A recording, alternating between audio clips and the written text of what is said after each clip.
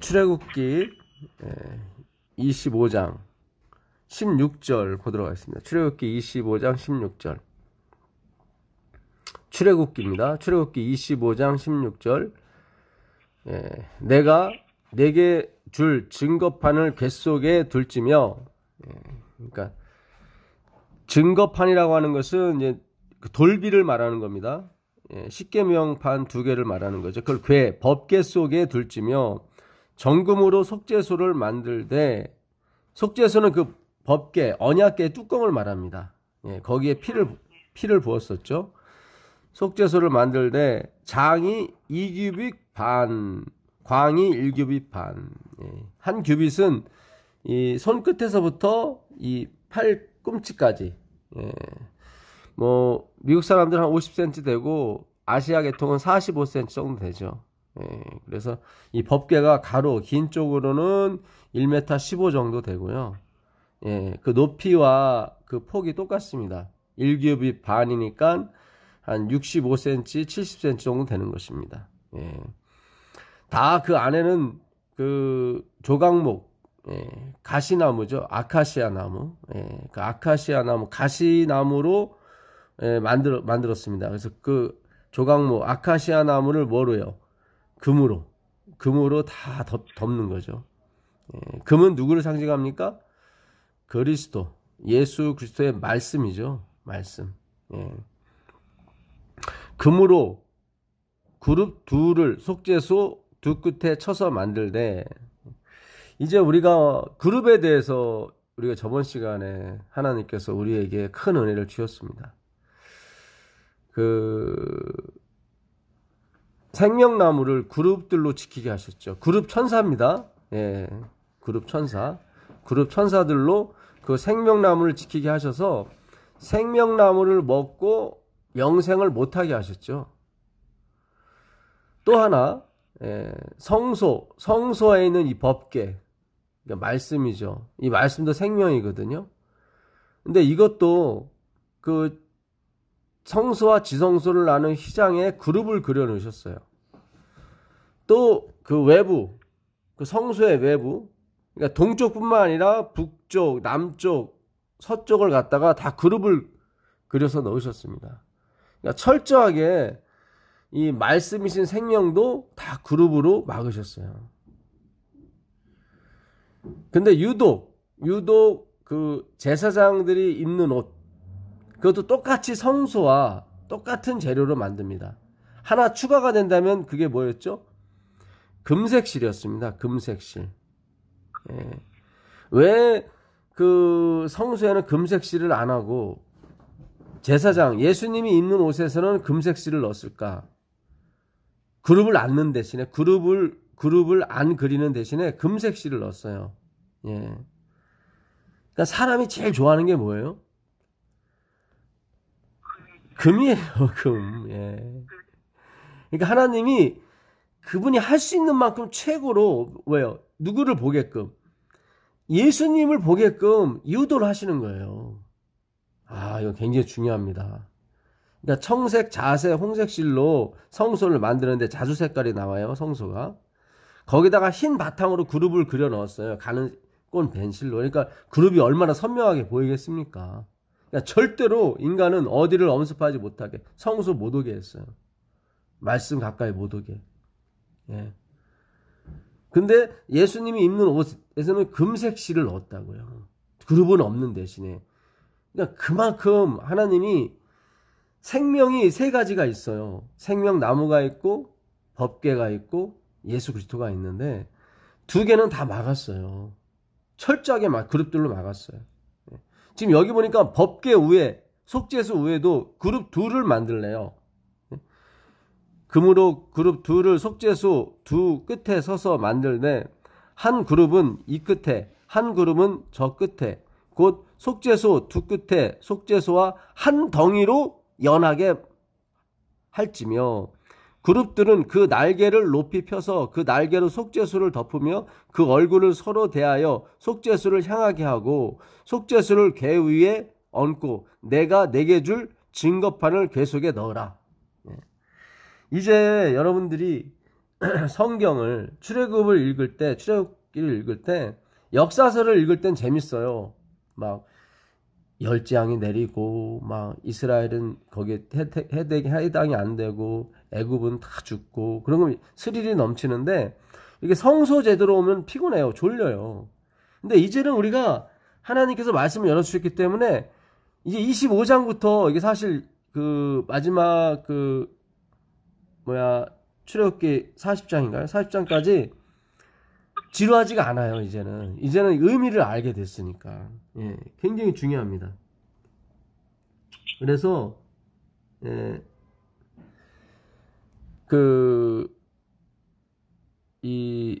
저번에 그룹이라는 이 말씀은 인본주의의 종말을 첫 번째로 알린 겁니다. 예. 지금 여기 보니까 지성소 안에 법계 위에 지금 뭘 또 만들려고 그랬지 하나님께서? 그룹 둘을 만들어서 아예 법계 자체와 연결하래요. 한쪽 날개, 그러니까 1m 15가 지금 긴 기장 아닙니까? 대각선으로 양쪽 날개를 덮으라는 거예요. 완전히 속죄소를. 속죄소는 뭐냐면 우리의 죄를 속하는 곳이거든요. 근데 거기도 뭐가 막고 있었습니까? 그룹이. 그러니까 법계 안에 생명이 있죠. 말씀이 있으니까. 말씀이 생명이니까. 이제 그 위에 속죄소, 뚜껑이 속죄소예요. 우리 죄를 속하는 곳인데 거기도 우리가 못 가게 했어요. 그룹을 막았어요. 그러니까 지성소로 가는 길은 두 겹으로 막았어요. 그 지성소 휘장에 그룹을 그려넣어서 막았죠. 그리고 그 안에 법계 위에 또 그룹을 만들었어요. 그러니까 생명나무는 그룹이 한 겹으로만 이렇게 막았지만 이 지성소는 두 겹으로 그룹이 막고 있었어요. 인간의 접근을 피하게 한 거예요. 못 오게. 예. 이 얘기는 무슨 뜻이에요? 지금 사람이 선악과를 먹은 인간이 그 율법으로 구원을 얻으려고 하는 거예요. 자기들은 지킬 수 있다는 거죠. 우리가 그런 식의 교육을 받았어요, 사실은. 예. 죄송한 얘기지만 우리가 속은 거죠. 예, 뭐 사람이 속였다기보다는 하나님께서 그걸 허락하셨고, 예, 사탄이 계속 우리 끌고 갔어요. 그러니까 그 법계 말씀 십계명은 오직 예수님만이 접근할 수 있는 거예요. 그러니까 예수님이 그러시잖아요. 마태복음 5장 17절에 내가 율법과 선지자로 폐하러 온 줄로 생각하지 마라. 폐하러 온 것이 아니요 완전케 하러 왔다. 완전히 수행하러 왔다. 완전히 지키러 왔다가 정상적인 번역이라고 제가 말씀드렸죠. 그러니까 아무도 접근이 안 됐기 때문에 지킬 수가 없어요. 예. 제가 오늘도 설교를 하면서 다니엘이 고기도 먹고 술도 마셨습니다라고 하니까 좀 약간은 충격이 좀 있으신 것 같아요. 그래서 다니엘서 10장 3절을 이제는 펼쳐서 우리가 또 공부를 했었죠. 그러니까 다니엘이 새 이래를 금식을 하는데 좋은 떡과 고기와 포도주를 먹지 아니하고 머리에 기름도 바르지 않았다. 그 얘기는 평상시에 해오던 걸 안 했다는 거죠. 그러니까 평상시에 그런 좋은 떡을 먹었었고 그 다음에 고기도 먹었었고 포도주라고 나오는 걸 티레시라고 안 하고 야인을 썼어요. 그러니까 티레시는 새 포도주를 쓸 때 티레시예요. 그거는 포도즙이에요. 근데 다니엘이 먹었던 거는 노아가 먹었던 술과 똑같은 종류의 야인이에요. 야인. 철저하게 하나님이 십계명을 지키는 십계명 가까이를 못하게 하셨어요. 우리 사람들을. 오직 그 지성소는 예수님께서 대제사장이 1년에 1차씩만 들어갔다고요. 그러니까 우리도 율법을 지켜야 들어가요, 사실은. 그러니까 들어가는데, 그러니까 이걸 잘 생각하셔야 돼요. 그러니까 전도사님이 얘기하는 게 보니까 조금 이상하다. 결국은 그러면 율법 안 지켜도 되고 오직 예수님만 믿으면 된다는 거 아닌가. 그러면 제7일 안식일 예수 재림께는 뭔가 제7일이라고 들어갔는데 제7일 안식일이 들어갔는데 우리가 한번 이거 생각을 해보시자고요. 마르틴 루터가 안식일을 지켰습니까? 아니에요. 안 지켰어요. 칼빈도 마찬가지고 다 구원 받았어요. 근데 왜 제7일 안식일 예수 재림교회라고 하나님이 지으라고 그랬습니까? 이게 지금 구원에 어떤 그런 하나님이 쓰시는 도구가 있어요. 그러니까 노아 시대 때는 구원의 도구가 뭐였습니까? 방주. 예, 방주였습니다. 그러니까 그때는 안식일이 아니고 방주였어요.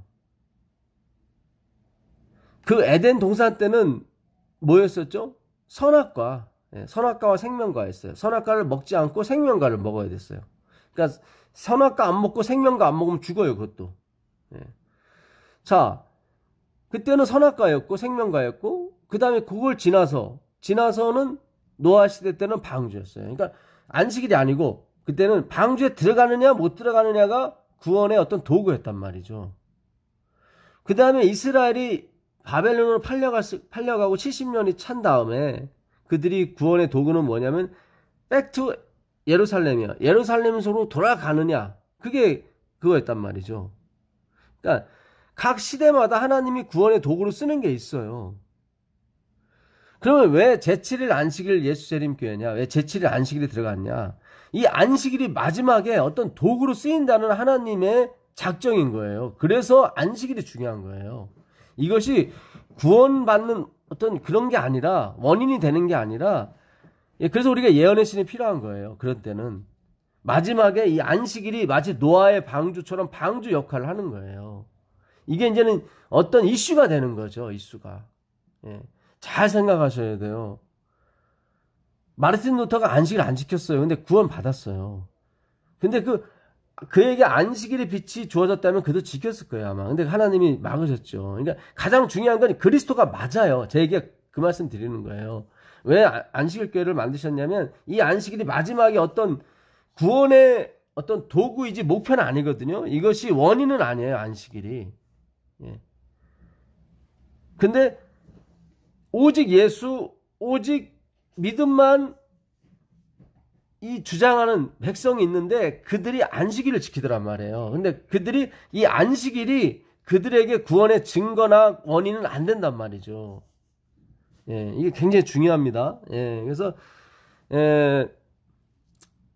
예수님밖에 없어요. 그게 맞아요.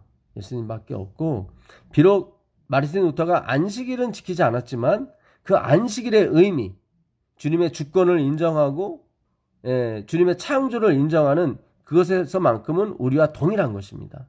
예. 그래서 우리가 이 나중에 안식일이 결국 포커스가 돼서 결국 이 세상 적그리스도와 우리가 바다 모래에 의해서 싸우게 됩니다. 예. 그때를 하나님이 한 백성을 준비하신 거예요. 예. 자, 그래서 아까도 말씀드렸지만 우리 출애굽기 26장 한번 가보시자고요. 26장 26장 4절 5절 가보겠습니다. 28장이죠. 죄송합니다. 28장 4절 5절입니다. 4절 그들의 지을 옷은 이러하니 곧 홍패와 에봇과 겉옷과 반포 속옷과 관과 띠라 그들이 내 형 아론과 그 아들들을 위하여 거룩한 옷을 지어 아론으로 내게 제사장 직분을 행하게 할지며 그들의 쓸 것은 금실과 여기 나오죠. 금실이 하나 추가되는 거예요. 청색, 자색, 홍색 실과 가늘게 꼰 배실이니라. 예. 그래서 성소를 지을 때와 하나 틀린 게 두 개 틀린 거죠. 예수님의 곳에서는 그룹을 그리지 않게 했습니다. 대신 금색 실을 집어넣었어요. 그래서 더 많은 사람들이 그리스도께만 올 수 있도록 하나님이 유도하신 거죠. 그러니까 율법주의의 멸망이었습니다. 저번 주일은 인본주의 유대주의의 첫 번째 멸망이었죠. 제 생각은 그렇습니다. 앞으로 이보다 더 강력한 그 인본주의의 사망을 선고하는 기별들이 나오게 될 겁니다. 6번 정도 더. 뭐 오늘이 그 날이 되기를 원하지만 제가 봐서는 좀 더 가서 하나님이 두 번째 사망 선고를 하실 것 같아요. 그래서 7번이 내려지게 되면 그 한 번이 내려질 때마다 분명히 어떤 요한계시록 그 8장, 9장, 11장에 나오는 그 7나팔, 첫 번째 나팔이 불매 하늘에서 피 섞인 우박과 불이 내려온다고 그랬는데 그 피 섞인 우박과 불은 에스겔서 5장 2절 12절에 보게 되면 그건 불은 기근과 전염병이라고 그랬습니다. 지금 한국에도 그 아프리카 돼지 열병 때문에 아주 난리가 나죠. 그리고 지금 필리핀에서는 그 무슨 열병이죠? 무슨 열병 때문에 2,500명이 벌써 사망했습니다. 30만 명이 감염이 됐어요. 이제 갈수록 이 전염병이 아주 창궐하게 될 것입니다. 그렇지만 하나님의 말씀을 가지고 있는 사람들에게 하나님께서 다 피할 길을 열어주시고 인도해 주세요. 자, 오늘은 사사기를 좀 보도록 하겠습니다. 사사기 8장을 보시면 우리가 지난 시간에 사사기 7장 했었죠. 사사기 8장을 보도록 하겠습니다. 사사기 8장 22절 보도록 하겠습니다. 때 이스라엘 사람들이 기드온에게 이르되 당신이 우리를 미디안의 손에서 구원하셨으니 당신과 당신의 아들과 당신의 손자가 우리를 다스리소서. 아까 제가 다니엘에 대해서 좀 얘기하다가 좀 끊겼었는데요. 결국 이 세상에 의인은 하나도 없다는 거예요. 제가 그 다니엘의 얘기를 하면서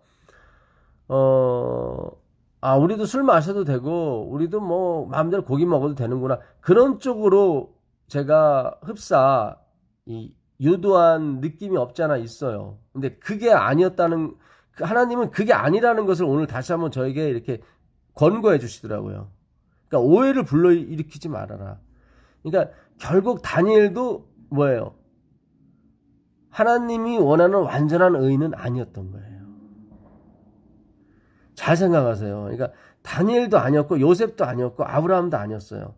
그래서 이 마지막 14만 4천인은 그 모든 것을 이제는 다 뭐예요? 이겨내야 되는, 어떻게 보면 하나님께서 이겨내게 해주시는 그런 무리가 될 거예요. 그러니까 이 마지막에 쓴다는 것은 굉장히 다니엘 때보다도 아브라함 때보다도 요셉 때보다도 더 영광스러운 자리인 것입니다. 이제 나중에 보시면 아시겠지만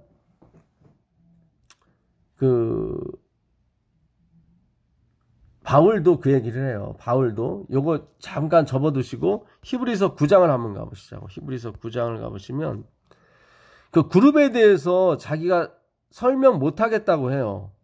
히브리서에 가보시면 히브리서 9장을 가보겠습니다. 거기도 이제는 첫 장막과 둘째 장막에 대해서 나오거든요. 9장 1절 보겠습니다. 첫 언약에도 섬기는 예법과 세상에 속한 성소가 있더라. 예비한 첫 장막이 있고 그 안에 등대와 상과 진설병이 있으니 이는 성소라. 그렇죠. 여기도 그룹이 그려져 있다고 그랬죠. 또 둘째 휘장 뒤에, 여긴 지성소입니다. 둘째 휘장 뒤에 있는 장막을 지성소라 불렀나니 금향로와 사면을 금으로 싼 언약궤가 있고 그 안에 만나를 담은 금 항아리와 아론의 쌍난 지팡이와 언약의 비석들이 있고, 그러니까 언약이, 약속이 있는 거예요. 하나님이 내가 이렇게 해주겠다는 약속이 어디 법궤 안에 있는 거예요. 그 위에 속죄소를 덮는 영광의 그룹들이 있으니, 여기 나오죠. 영광의 그룹들이 있다고요. 이것들에 관하여는 이제 낱낱이 말할 수 없노라. 여기 나오잖아요. 그러니까 바울도 이 에덴의 그 생명나무를 지키는 그룹과 성소에 그려져 있는 그룹과 예수님의 옷에 그려지지 않은 그룹의 차이를 말할 수 없었던 거예요. 그러니까 하나님이 열지 않으신 거예요. 누구에게? 바울에게. 근데 이 마지막을 사는 우리에게 열어주신 거예요. 그만큼 이 자리는 여러분의 자리는 영광스러운 자리예요. 지금은 우리가 못 느끼겠지만 이 말씀의 위력이 나중에 나타나게 될 겁니다. 정말 여러분들이 이 말씀을 공부하는 여러분들은 복된 거예요. 여기 있잖아요. 이제 낱낱이 말할 수 없다고. 뭐에 대해서는, 그룹에 대해서는.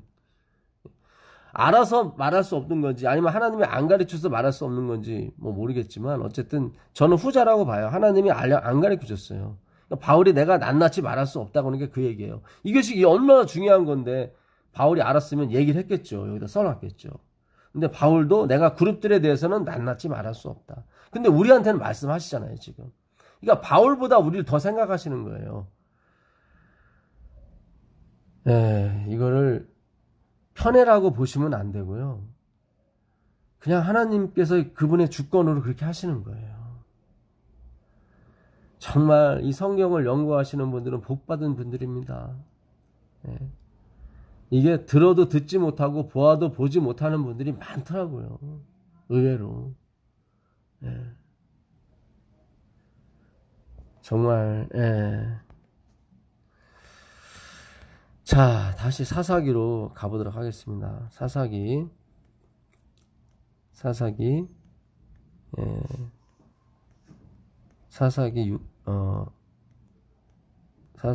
8장이었죠.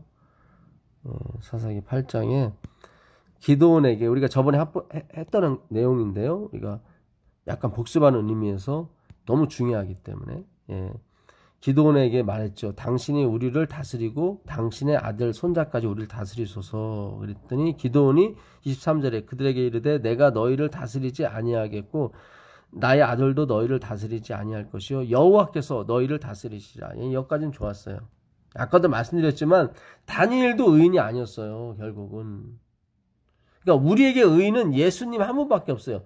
기드온도 마찬가지. 여기까지는 의인처럼 보이는데 27절에 보니까 그가 에봇 하나를 만들어서 어디에, 오브라에 여호와 샬롬을 뒀던 오브라에 뒀더라고요. 기드온이 그 금으로 에봇 하나를 만들어서 자기의 성읍 오브라에 두었더니 여기는 여호와 샬롬, 하나님께 단을 드렸던 곳인데 거기에 섞은 것이 하나 들어가는 거예요. 온 이스라엘이 그것을 음란하게 위함으로 그것이 기드온과 그 집의 올무가 되니라. 결국 기드온도 삭가트예요. 그에겐 살롬은 없어요. 그러니까 다니엘, 아브라함 다 마찬가지예요. 하나님은 그 얘기를 해주시고 싶은 거지. 그러니까 우리가 아직도 다니엘도 술 먹었대, 노아도 술 먹었대, 우리도 먹어도 돼. 그런 쪽이, 그거는 역시 인본주의예요. 계속 우리가 인본주의에 빠진 거예요. 그러니까 사람을 보는 거예요. 그러니까 저도 완전히 벗어나지 못했다는 증거 중에 하나였어요. 왜냐면 뉘앙스 자체가 제가 술 먹어도 돼, 이런 식으로 약간은 같다는 느낌이 있거든요. 근데 그게 아니라 하나님이 정정을 해주신 거예요. 야, 너 그렇게 하면 안 돼. 나는 그 술은 보지도 말라고 했어. 그러니까 오해는 하지 마세요. 하나님이 14만 4천인 하나님의 백성들에게 마지막에 어떤 예수의 상을 보여주는 거예요. 그러니까 우리 안에서 일하시는 예수에 대해서 보여주는 거예요. 하나님이 다니엘보다, 아브라함보다, 노아보다 우리를 더 가치가 있다는 게 아니라 하여튼 기가 막힌 곳에 두신 거예요. 그분의 주권에 의해서. 그만큼 우리는 그분의 사랑에 대해서 더 그분의 사랑을 더 입게 되고 더 느끼게 되고 더 만족하게 되는 어떤 그런 자리에 있게 되고 그 사랑으로 이 마지막 싸움을 마무리하는 거예요. 사랑의 힘으로. 미디안이 이스라엘 28절입니다. 자손 앞에 복종하여 다시는 그 머리를 들지 못하였으므로 기드온의 사는 날 동안 40년에 그 땅이 태평하였더라. 태평 삭가트죠? 다 아시죠? 흙탕물을 이렇게 가만히 놔두면 가라앉죠. 가라앉다라는 뜻이거든요. 삭가트가. 그냥 가라앉는 것 뿐이에요. 다시 이렇게 흙탕물을 일으키면 다시 또 엉망진창 되는 거예요. 그것이 우리가 갖고 있는 태평이에요. 평안. 근데 예수님이 재림하셔서 주시는 평안은 뭐예요? 샬롬. 완성, 마무리하는 거예요. 끝내는 거예요. 요아스의 아들 여룻바알이 들어가서 자기 집에 거하였는데 기드온이 아내가 많음으로 몸에서 낳은 아들이 70인이었고, 그러니까 기드온이 이게 70명의 아들을 낳았어요. 나중에 첩에서도 아들을 낳아요. 예, 아비멜렉이라고. 31절에 세겜에 있는 첩도 아들을 낳았으므로 그 이름을 아비멜렉이라 하였더라. 아비멜렉은 내 아버지는 왕이다 그랬단 말이죠. 이거 뭐 누가 지어줬겠어요? 이거 예? 아버지가 줘줬겠죠. 아까 분명히 나는 너의 왕이 되지 않을 거고, 예? 분명히 내 아들과 내 손자도 너희를 다스리지 않을 거라 그랬는데 말이 틀리잖아요. 자기 아들 이름을 아비멜렉, 내 아버지는 왕이다. 결국 뭐 기드온이 왕이라는 얘기죠. 예. 야곱이 4명의 부인을 통해서 12명의 아들만 12명을 낳았는데, 예. 70명의 아들을 낳았다면 부인이 몇 명이겠어요? 이게. 제가 계산해 봤더니 평균적으로 24명 이상은 되는 것 같아요. 예. 참, 그러니까 인간은 똑같아요. 예. 인간은 다 삭같아요. 삭같고 의의는 없어요. 예. 그냥 예수님을 잠시 나타내는, 한때 나타내는, 전에도 제가 말씀드렸죠. 우리는 선행을 할 수 없다고. 근데 우리 안에서 나오는 선행 열심은 그때 잠깐 하나님께서 우리 통해서 자기를 드러내는 거예요. 그분의 영광을. 이 아비멜렉이 결국 나중에 말썽이 됩니다. 32절 요아스의 아들 기드온이 나이 많아 죽음에 아비에셀의 사람이 오므라에 있는 그의 아비 요아스의 묘실에 장사했더라. 기드온이 이미 죽음에 이스라엘 자손이 돌이켜 바알들을 음란하게 위하고 또 바알 브릿을 자기들의 신으로 삼고, 바알 브릿은 무슨 뜻이냐면 언약이라는 뜻입니다. 언약. 그러니까 하나님의 언약을 버리고 바알 브릿, 바알의 언약을 쫓아간 거예요. 그게 뭐겠어요? 이 땅이 주는 권세, 명예, 권력, 돈 이런 거겠죠. 솔직히 말하면 기복신앙으로 가는 거죠 또.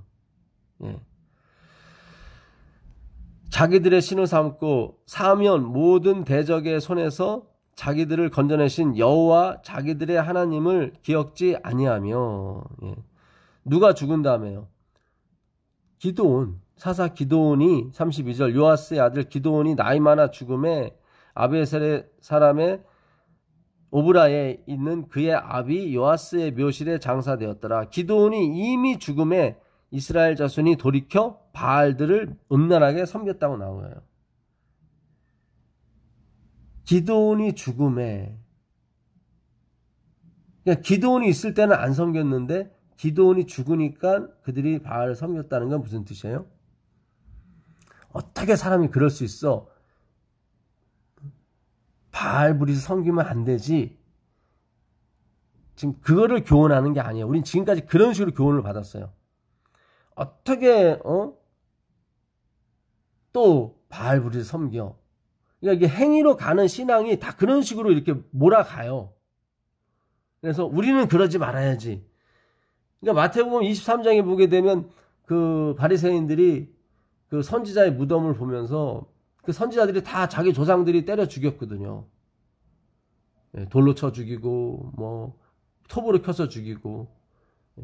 그러니까 자기들은 그렇게 안 했을 텐데 자기 조상들은 왜 그랬는지 모르겠다고 막 혀를 차는 거예요. 그때 예수님이 너희들은 더 큰 선지자를 죽일 거라고 얘기한단 말이죠. 왜냐면 그 피가 너희 속 안에도 있으니까. 그러니까 죄의 본성, 자기의 어떤 지향성이 죄로 향하고 있다는 걸 모르는 거예요. 그러니까 우리가 그동안 성경을 어떤 인본주의나 나기도 모르는 사이에 율법주의의 의식에서 가르쳤기 때문에 어떻게 그럴 수가 있어? 어떻게 다시 바알을 섬겨? 그렇게 하지 말아야지. 우리도 그렇게 하지 말아야지. 하고선 그렇게 교육을 했단 말이죠. 근데 우리도 역시 똑같아요. 더 중요한 선지자 예수님을 죽인단 말이죠. 그럼 여기에서 우리가 뭘 배워야 됩니까?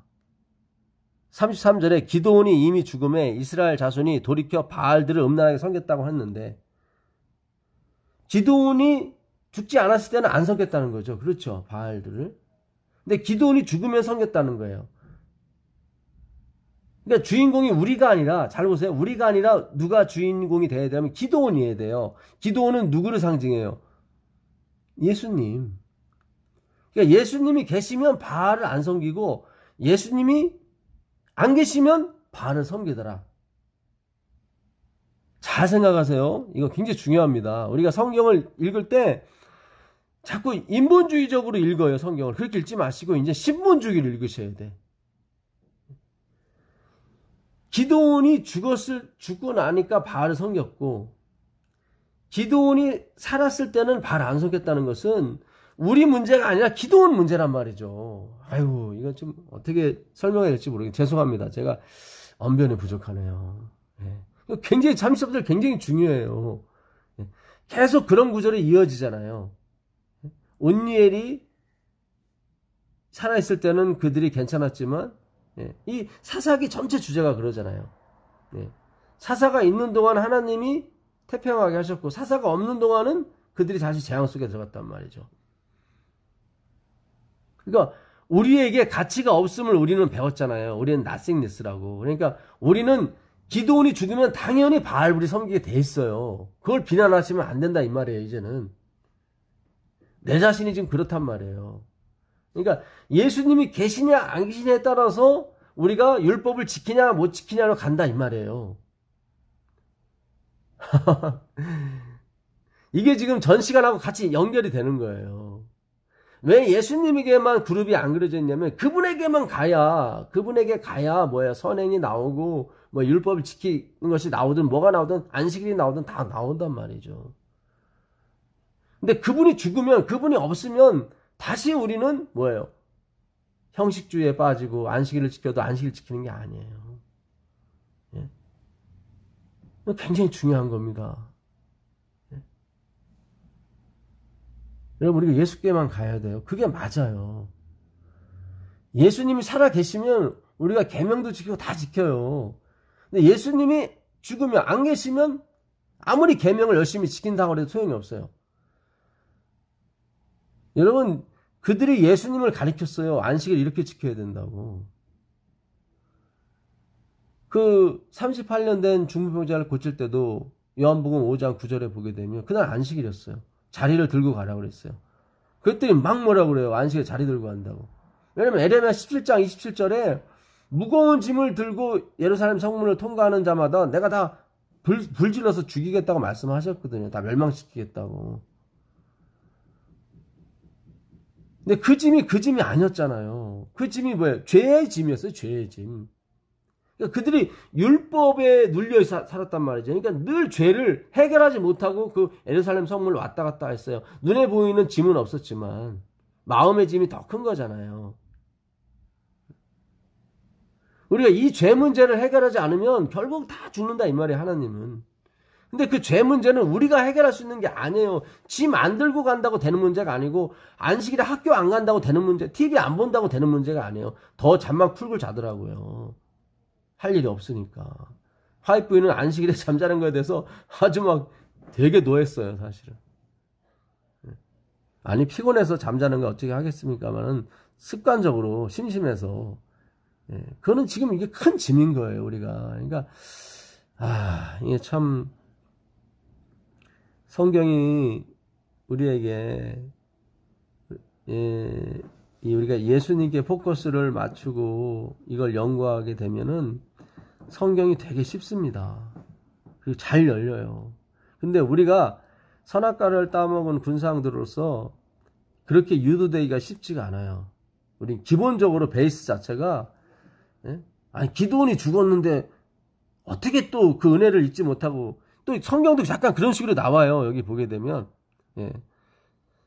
34절에 은혜를 잊지 못한다는 은혜를 그들이 원수로 갚는다는 거예요. 사하면 모든 대적의 손에서 자기들을 건져내신 여호와 자기들의 하나님을 기억지 아니하며 또 여룻바알이라 하는 기드온의 이스라엘에게 베푼 모든 은혜를, 그러니까 기드온이 베푼 은혜, 이건 예수님이 베푼 은혜를 얘기하는 거예요. 은혜를 따라서 그의 집을 후대치도 아니하였더라. 그러니까 야 어떻게 기드온의 은혜를 잊어? 어떻게 예수님의 은혜를 잊을 수가 있어? 근데 그게 우리란 말이죠. 그러니까 기드온이 없으면 그렇게 된다 이 말이에요. 그러니까 예수님이 안 계시면 우리가 그렇게 되는 거예요. 은혜를 잊어버리게 돼, 하나님을 여호와를 잊어버리게 돼, 다 그렇게 돼요. 그러니까 우리는 자꾸 예수님으로 포커스를 안 맞추고 어째 은혜를 잊었느냐 자꾸 그렇게 교육을 했다고요. 그게 당연히 여겨졌고 마치 성경이 그걸 유도하는 것처럼 보였었고 사실은. 그러니까 보아도 보이지 못하고 들어도 듣지 못하는 경우가 그동안 있었단 말이죠. 근데 하나님이 지금 우리의 눈을 열어주신 거예요. 그래서 포커스가 우리 행위가 아니라 기도원이 있고 없고예요. 그러니까 기도원이 죽지 말아야 되는데 죽었단 말이죠. 예? 여기 히브리서 잘 접어두시고 히브리서 8장 이게 뭐야 서로 응답하고 이렇게 공부를 해야 되는데 저만 막 소리를 지르니까 좀 이상하긴 하지만 어쨌든 오늘 중요한 걸 또 합니다. 히브리서 7장 보시면 7장 히브리서 7장 23절입니다. 7장 23절 여러분도 그냥 소리를 지르세요. 대답을 하세요. 저는 못 들지라도 그래야 커뮤니케이션이 돼요. 23절 저희 제사장이 된 자의 수요가 많은 것은 죽음을 인하여 항상 잊지 못함이니라. 그러니까 제사장 숫자를 많이 둔 것은 계속 그 복을 날라줘야 되는데 그러니까 기도원이 죽으면 아니에요. 기도원을 여럿이 만들어 놓은 거예요. 그래서 한 기도원이 죽으면 다른 기도원이 오고 왜냐면 그 제사장이 죽어버리면은 또 방종으로 가고 또 율법을 어기게 되고 바알불이 섬기고 율법을 지켜봤자 다 소용이 없고 형식으로만 가고 그랬단 말이죠. 진정한 우리 죄의 짐을 못 지우니까. 그래서 제사장을 많이 만들어 놨어요. 근데 예수님은 그럴 필요가 없는 게 이분은 영생을 영원히 멜기세덱의 반차를 쫓는 제사장이기 때문에 괜찮다는 거예요. 예수는 영원히 계심으로 그 보세요. 그 제사 직분도 갈리지 아니한다. 그러면 죄가 없고 기도원도 죄가 있잖아요. 부인을 24명 이상 두고 자기 아들 이름을 쳐봐야 아들 이름을 아비멜렉이라고 하고 자기 왕이라고 그러고 그냥 죽는단 말이죠. 근데 예수님은 그런 분이 아니죠. 항상 나띵 뉴스로 가는 분이기 때문에 이런 제사장은 우리한테 너무 딱이에요. 딱 26장 이러한 대제사장은 우리에게 딱이니 합당이니 거룩하고 악이 없고 더러움이 없고 이거 보세요. 죄가 없으니까 죽지 않는다 이 말이죠. 죄인에게서 떠나 계시고 하늘보다 높이 계신 자라. 그러니까 안심하라는 거예요. 예수 안에 있는 사람은 안심해라. 이게 굉장히 중요합니다. 굉장히. 사사가 죽으면은 그들이 다시 바알불을 쫓고 사사가 있을 때는 안 쫓고. 그러니까 우리 문제가 아니라 지금 사사가 죽지 말아야 돼요. 사사가. 근데 사사가 자꾸 죽더라고. 인간이다 보니까. 그러니까 계속 우리는 하나님께 기도하는 거. 주님, 우리는 여전히 못하는 존재고 나띵니스고 우리를 돌봐줄 사사, 진정한 사사를 보내주세요. 그게 예수 그리스도예요. 근데 그들이 죽였단 말이죠. 이게 지금 여러분 믿음이라고 하는 것은요. 나의 불가능을 깨닫고 나의 구원은 하나님의 선물밖에 없구나. 그걸 믿는 걸 믿음이라 그래요. 그 하나님의 최고의 선물이 뭐냐면 예수 그리스도인 거예요. 그분만을 가지시게 되면 그분 안에 있게 되면 율법의 지킴도 다 되고요. 다 돼요. 건강도 되고 다 돼요. 이스라엘 백성이 애굽을 나왔을 때 은금이 풍부했고 한 사람도 쓰러진 사람이 없다고 나오잖아요. 시편 105편 37절에 보게 되면 은금이 풍부하고 저는 이 구절이 그렇게 좋은지 모르겠어요. 은금이 풍부하고 한 사람도 흔들리는 사람이 없었다. 비틀거리는 사람이 없었다. 술 취한 사람이 없었다. 그런 얘기가 아니라 몸이 약해서 흔들리는 사람이 없었다. 출애굽할 때 어린 양 대신 그리스도께서 돌아가셔서 그들을 빼냈잖아요. 그게 진짜 건강기별이에요. 진짜 건강. 자, 그래서 이 돌아가시지 않는 제사장은 우리에게 딱입니다. 정말 합당해요. 그러니까 너무 좋죠. 사사가 죽지 않고 우리 곁에 항상 있으니. 자, 초점을 이제는 우리한테 맞추지 마시고 항상 사사 그리스도께 맞추십시오. 그럼 성경이 열려요. 지금 다 못 열렸기 때문에 예수님이 안 오시는 겁니다. 자, 사사기 다시 9장으로 넘어가겠습니다. 여기 아비멜렉이 나와요. 첫 자식. 이제 그 아비멜렉이 결국 그 기드온의 아들 70명을 다 죽이고 자기가 그 왕이 됩니다.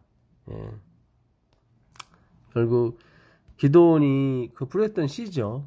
예, 그 자기의 의를 그 여호와 샬롬 옆에 더한 거예요.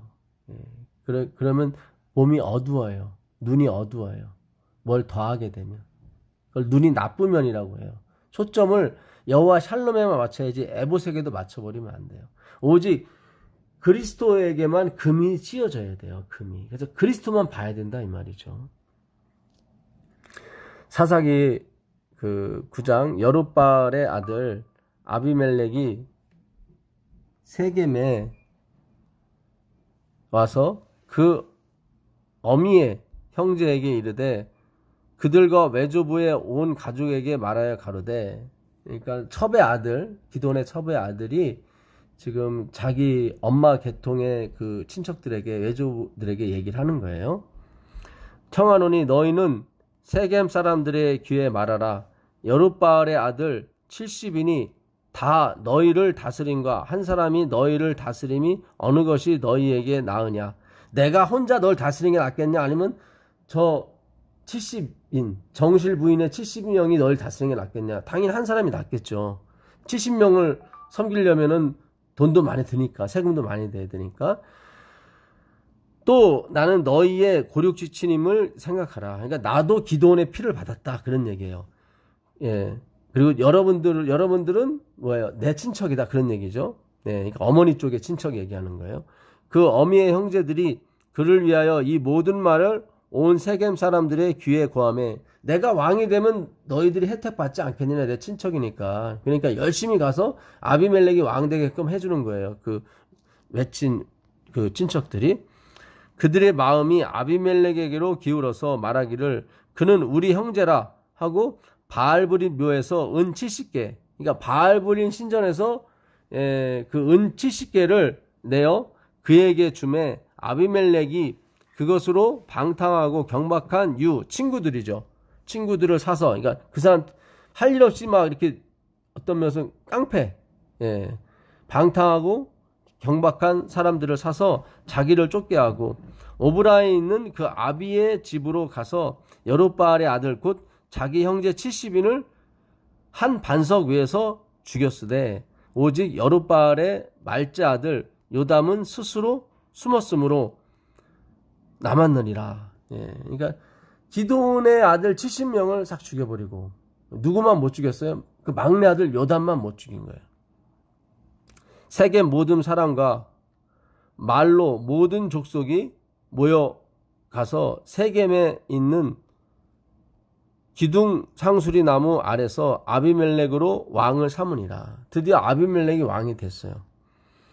혹이 요담에게 그 일을 고하매 요담이 그리심산 꼭대기로 가서 서서 소리를 높이 외쳐 그들에게 이르되 세겜 사람들아 나를 들으라. 그리하여야 하나님이 너희를 들으시리라. 그러니까는 마지막 살아남은 그 요담, 기드온의 막내 아들이죠. 그리심산, 그 예배 드리는 곳이었습니다. 축복을 바라는 산이고 에벨산은 저주를 바라는 산이었죠. 그 그리심산에서 온 사람들한테 얘기를 하는 거예요. 하루는 나무들이 나가서 기름을 부어 왕을 삼으려 하여 감람나무에게 이르되, 그러니까 나무들이 자기들의 왕을 세우려고 기름을 부으려고 하는 거예요. 누구에게? 감람나무에게. 올리브나무죠. 감람나무에게 이르되 너는 우리 왕이 되라 하매 감람나무가 그들에게 이르되 나의 기름은 하나님과 사람을 영화롭게 하나니 내가 어찌 그것을 버리고 가서 나무들 위에 요동하리요 한지라.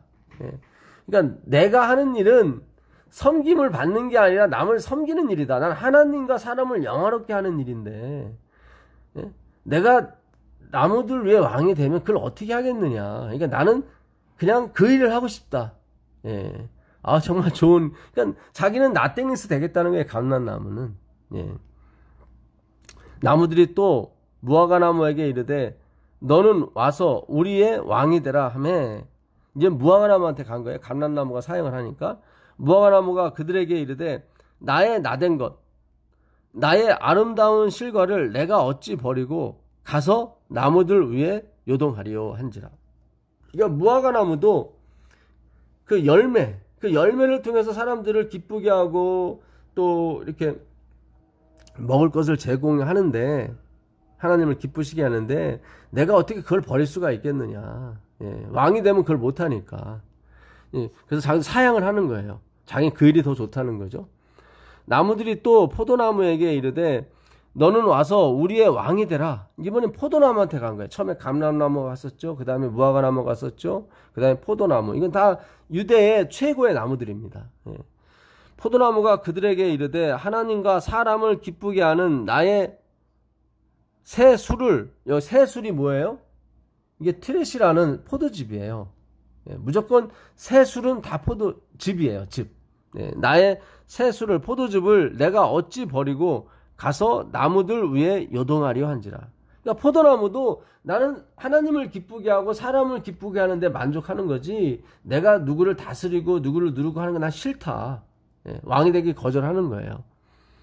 이에 모든 나무가 가시나무에게 이르되 너는 와서 우리의 왕이 되라 하매, 이번엔 마지막으로 가시나무한테 갔습니다. 가시나무 너 왕이 되라고 한 거예요. 지금 위에 감람나무, 무화과나무, 그 다음에 포도나무가 다 거절했죠. 새 나무가. 예, 요거는 다 이게 새 하나님을 상징하는 거예요, 사실은. 예, 너희 안에 이 마음을 품으라. 그걸 그리스도 예수의 마음이니 그는 하나님과 동등, 하나님의 번제시나 하나님과 동등됨을 취할 것으로 여기지 아니하시고 오히려 자기를 비웠다고 나오죠. nothingness, 예, nothing으로 만들었다, 비웠다. 예, 그거예요. 지금 이게 세 분의 하나님이 지금 감람나무, 무화과나무, 포도나무로 비유되는 거예요. 예. 가시나무가 나무들에게 이르되 너희가 참으로 내게 기름을 부어 너희 왕을 삼겠거든 와서 내 그늘에 피하라. 그리하지 아니하면 불이 가시나무에서 나와서 레바논의 백향목을 사를 것이니라 하였느니라. 이 가시나무는 누구를 얘기해요? 아비멜렉을 지금 상징하고 있는 거예요. 요담이 지금 가시나무. 근데 이 가시나무가 하는 말이 아주 걸작입니다. 가시나무는 사양을 안 해요. 자기가 왕이 되겠다고 하는 거예요. 가시나무가 나무들에게 이르되 너희가 참으로 내게 기름을 부어. 기름을 붓는다는 건 메시아를 의미하는 거예요. 메시아. 예, 메사으라고 하는데요. 그리스도죠. 그리스도. 다 가시가 그리스도가 되겠다는 거예요. 예, 그러면서 뭘 조건으로 뭐를 하나의 어떤 그 공약으로 내세우냐면은 와서 내 그늘에 쉬어라. 와서 내 그늘에 피하라. 예, 너희가 나를 왕을 삼게 되면 너희는 내 그늘에서 피하게 될 것이다. 쉬게 될 것이다. 그 얘기예요. 거짓말이죠. 왜 거짓말입니까?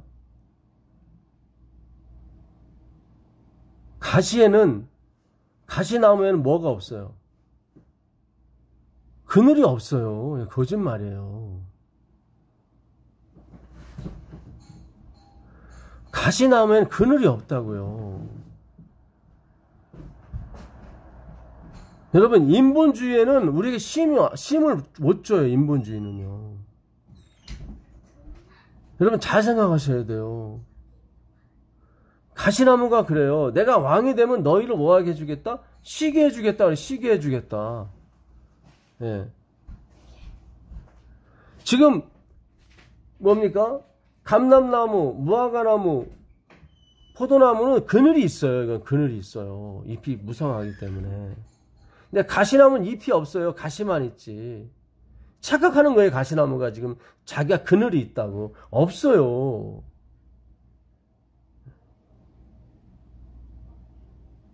오늘 우리가, 예? 하나님이 그랬어요. 아담이 죄를 짓고 난 다음에 땅은 너희로 가시덤불을 내길 것이다. 엉겅퀴와 가시덤불을 낼 것이다. 인간이 하는 일은 다 그래요. 예? 하나님 마태복음 7장에 뭐라고 그러세요? 예? 그들의 열매로 그들을 알지라 하시면서, 예? 가시에서 무화과를 따겠으며 엉겅퀴에서 포도를 따겠느냐? 그럴 수 없다. 예?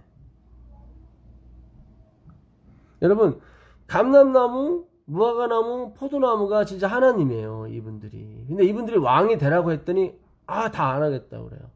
요한계시록 22장 3절에 가보게 되면 누가 왕이 되냐면 결국 가시인 우리가 왕이 돼요. 참 이게 굉장히 중요합니다. 예. 요한계시록 22장 가보시면 3절부터 보겠습니다. 다시 저주가 없으며 하나님과 그 어린 양의 보좌가 그 가운데 있으리니 그의 종들이 그를 섬기며 그의 얼굴을 볼 터이요 그의 이름도 저희 이마에 있으리라. 다시 밤이 없겠고 등불과 햇빛이 쓸데없으니 이는 주 하나님이 저희에게 비추심이라. 저희가 세세토록 왕노로 다리로다. 결국 가시와 엉겅퀴를 내는 그 요인을 만들었던 그 사람들, 아담의 후손들이 예수 그리스도의 십자가, 그분의 낮아짐 겸손에 의해서 그 새 나무는 왕이 다 되기 싫다고 그랬는데 왕이 누가 돼요? 가시가 돼요. 결국 가시를 만들었던 저희가 영원토록 세세토록 왕노릇 하리로다. 그리고 그 가시는 누가 써요? 그 가시는 요한복음 19장 2절 가보겠습니다. 그 가시 예수님이 써요. 그 가시는 이게 지금 우리의 실생활과 우리의 인생에서는 이해가 안 되는 겁니다. 군병들이 가시로 면류관을 엮어 그의 머리에 씌우고 자색 옷을 입히고 4절에 보니까 빌라도가 다시 밖에 나가 말하되 보라 이 사람을 데리고 너희에게 나오니 이는 내가 그에게서 아무 죄도 찾지 못하는 것을 너희에게 알게 하려 합니다. 무죄하다는 거죠. 이에 예수께서 가시면류관을 쓰고 자색 옷을 입고 나오시니 빌라도가 저희에게 말하되 보라 이 사람 이로다 하매. 이 사람이 죄 없는 사람이다. 나는 죄를 못 찾겠다. 근데 뭘 썼어요? 가시를 썼어요. 가시면류관. 그래서 우리 가시인 우리가 왕이 되는 거예요. 이 하나님은 서로 왕 되기를 꺼려해요. 마태복음 12장 32절에 가보시면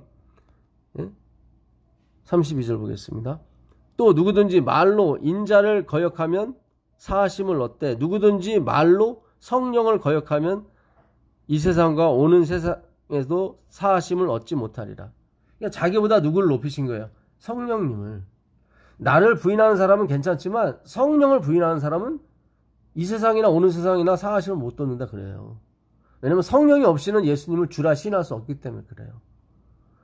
반대로 성령이 오셔서 하시는 일은 요한복음 16장 13절 이하에 보게 되면 그는 내 영광, 그러니까 그리스도의 영광을 가지고 일하세요.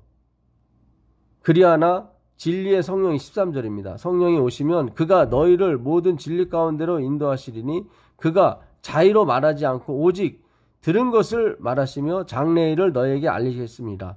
그가 내 영광을 나타내리니 내 것을 가지고 너희에게 알리겠습니다. 그러니까 서로 피하는 거예요. 나중에 요한복음 14장 10절에 예수님이 그래요. 내 안에서 말하시는 분은 내가 아니고 아버지께서 말씀하신다.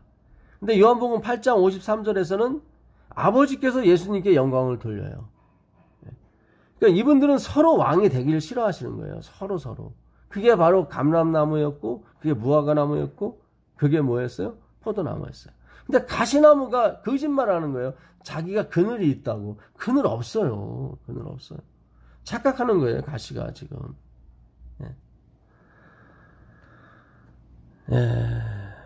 우리 스스로가 스스로를 속이시면 안 됩니다. 인본주의에는 그늘이 없어요. 유대주의, 율법주의에 그늘이 없어요. 가시만 있어요. 정죄만 있고요. 예수께 가십시오. 나 자신을 인정하시고 그럼 그분이 나의 나띵니스를 그분이 가시로 쓰십니다.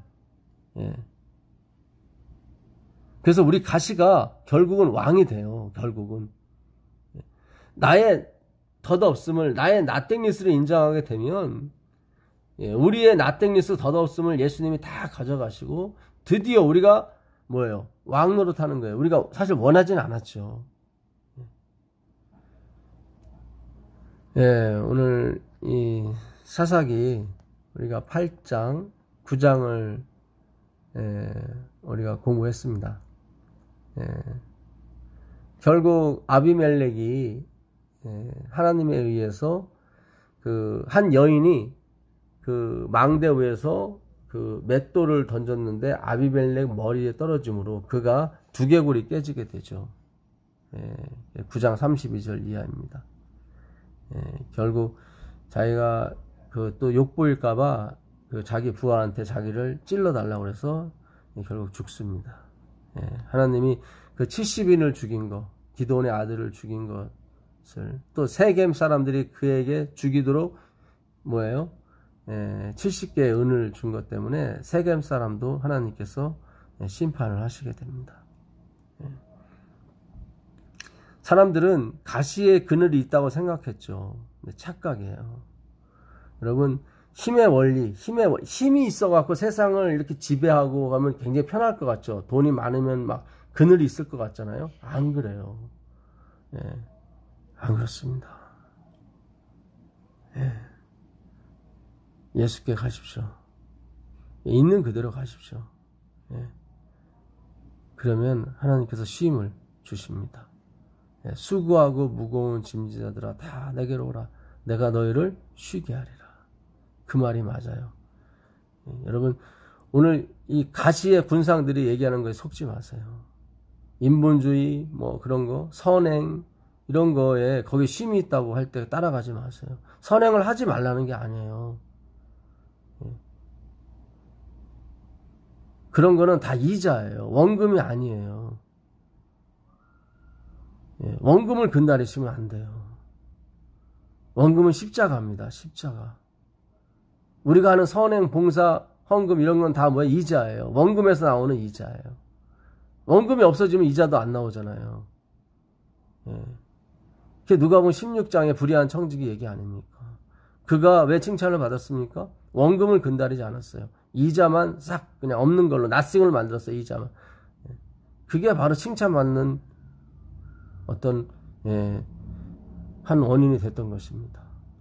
그렇다고 구원의 조건은 아니지만 어쨌든 그가 그 이자를 다 나땡니스로 만들었어요. 우리가 한 행위를 말하는 거예요. 우리의 의는 어디서 나와요? 예수님의 의, 예수님의 십자가에서 나오는 거예요. 복음에는 하나님의 의가 나타나는 것처럼요. 가시에는 그늘이 없습니다. 거기에 속으시면 안 됩니다. 힘의 원리, 세상의 원리에 우리는 그늘이 있는 것 같지만 그렇지 않아요.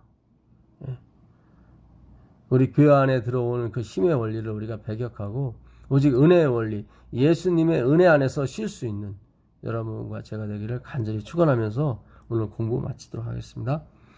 하늘에 계신 아버지 하나님 감사합니다. 주여, 기드온이 죽으면 그들이 바알불을 섬겼습니다. 우리의 기드온이 되신 그리스도가 죽지 아니하시고 영원토록 우리 함께 하심을 인해서 감사드립니다. 오직 주님만 바라보고 갈 수 있도록 도와주시옵소서. 우리가 율법을 지키고 안 지키고는 다 문제입니다. 주님이 계셔야 이것이 가능한 것입니다. 우리가 이것을 착각하지 않고 혼동하지 않게 주님 도와주시옵소서. 주님, 가시에는 그늘이 없습니다. 근데 너무나도 많은 사람들이 가시의 말을 듣고 가고 있습니다. 그늘이 있다고. 거짓말입니다. 우리 속지 않게 허락해 주시옵소서. 우리 주 예수 그리스도의 이름으로 간절히 기도합니다. 아멘.